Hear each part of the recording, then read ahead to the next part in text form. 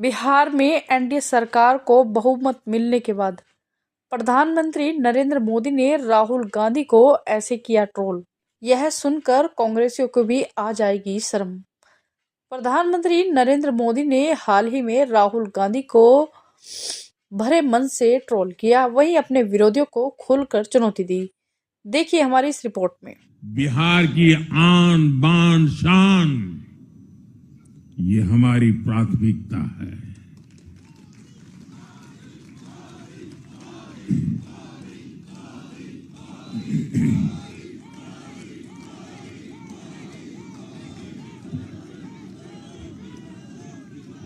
हमारी सरकार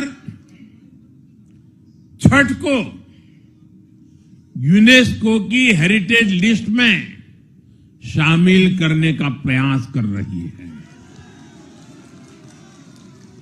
लक्ष्य ये है कि पूरा देश, पूरी दुनिया इसके महत्व से, इस संस्कृति से जुड़ सके।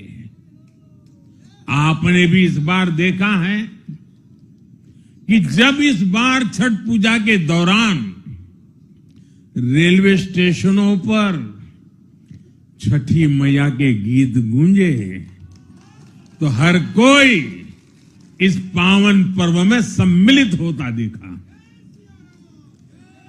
साथियों, पिछले वर्ष देश के लोगों ने लगातार तीसरी बार एनडीए को अपना जनादेश दिया था। 60 वर्षों बाद ऐसा अवसर आया जब किसी को लगातार तीसरी बार सत्ता में आने का अवसर मिला। ये देश के विश्वास का, देशवासियों के आशीर्वाद का परिणाम था। और लोकसभा चुनाव के बाद देश के कई राज्यों में भी हमें विधानसभा चुनावों में प्रचंड बहुमत के साथ जीत मिली। जिस हरियाणा की धरती ने जय जवान जय किसान की भावना को आगे बढ़ाया, उस हरियाणा ने हमें लगातार तीसरी बार सेवा का अवसर दिया। छत्रपति शिवाजी महाराज, बाबा साहब आंबेडकर और वीर सावरकर की पुण्यभूमि महाराष्ट्र में हमें प्रचंड जीत मिली। लगातार तीसरी बार महाराष्ट्र ने हमें विजयी बनाया। हम 25 वर्षों के बाद देश की राजधानी में बहुमत से जीते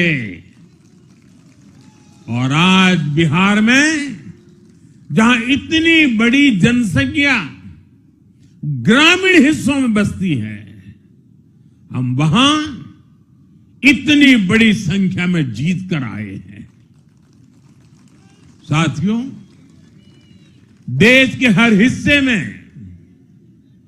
हर परंपरा में लोग एनडीए को एक विश्वास और उम्मीद के साथ देख रहे हैं।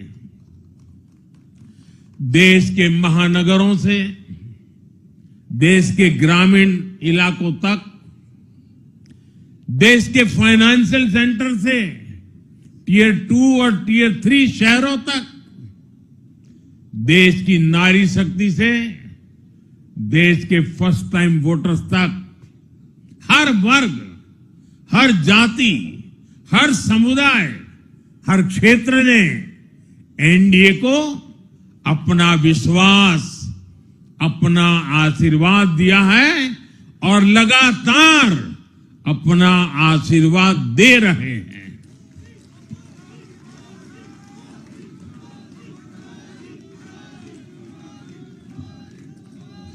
साथियों,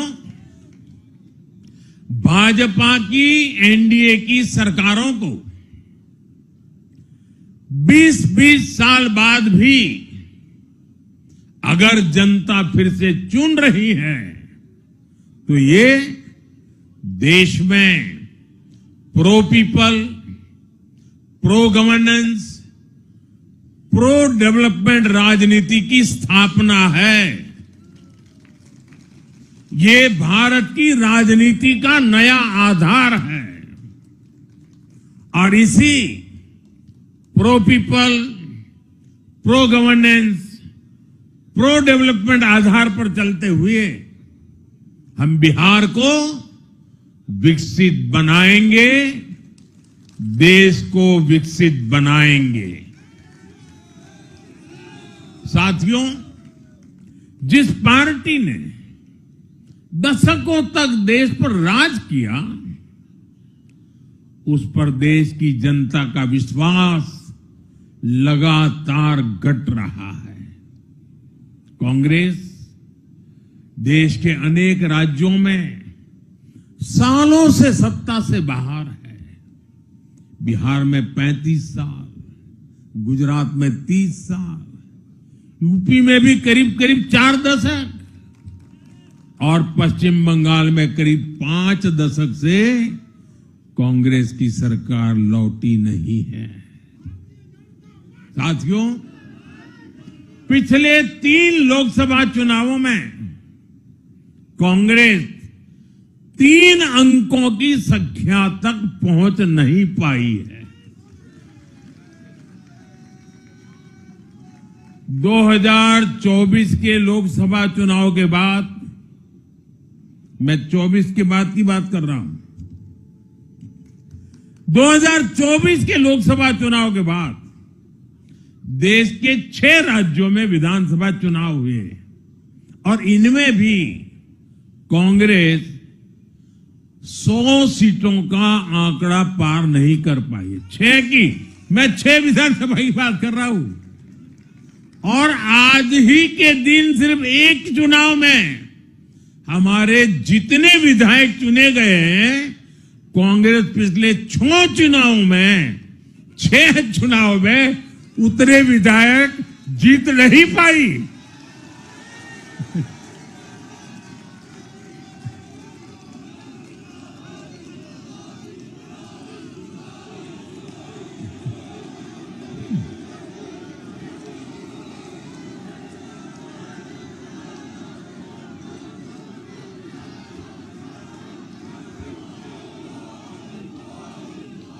अब आप सोचिए, आज एक चुनाव में हमें जितनी सीटें मिली हैं, 6 विधानसभा चुनाव जो अभी लोकसभा के बाद गए, उतनी सीटें, उससे भी हम लोग ज्यादा इस बार लेके आए।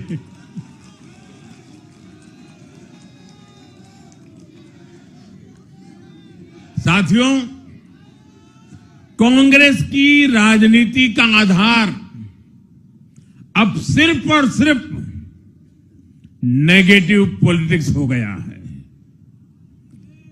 कभी चौकीदार चोर है का नारा, संसद का समय बर्बाद करना, हर इंस्टीट्यूशन को अटैक करना, कभी ईवीएम पर सवाल, कभी चुनाव आयोग को गाली, कभी वोट चोरी का मनगढ़ंत झूठा आरोप, जाति और धर्म के आधार पर लोगों को बांटना, देश के बजाय देश के दुश्मनों के एजेंडे को आगे लाना।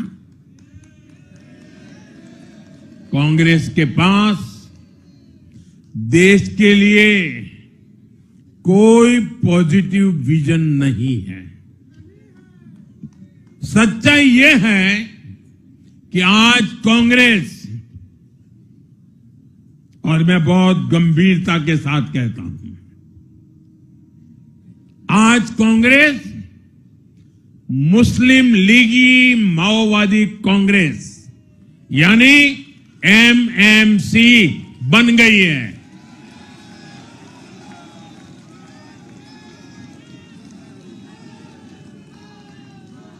ये कांग्रेस मुस्लिम लीगी माओवादी कांग्रेस है, ये एमएमसी है।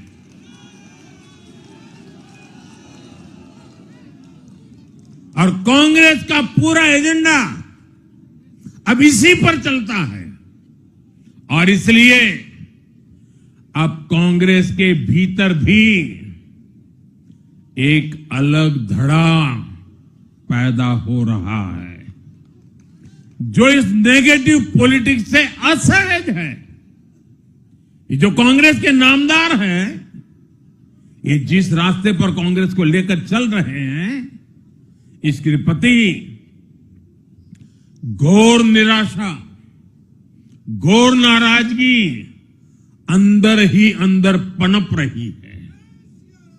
और मुझे तो आशंका है, हो सकता है कि आगे कांग्रेस का एक और बड़ा विभाजन हो।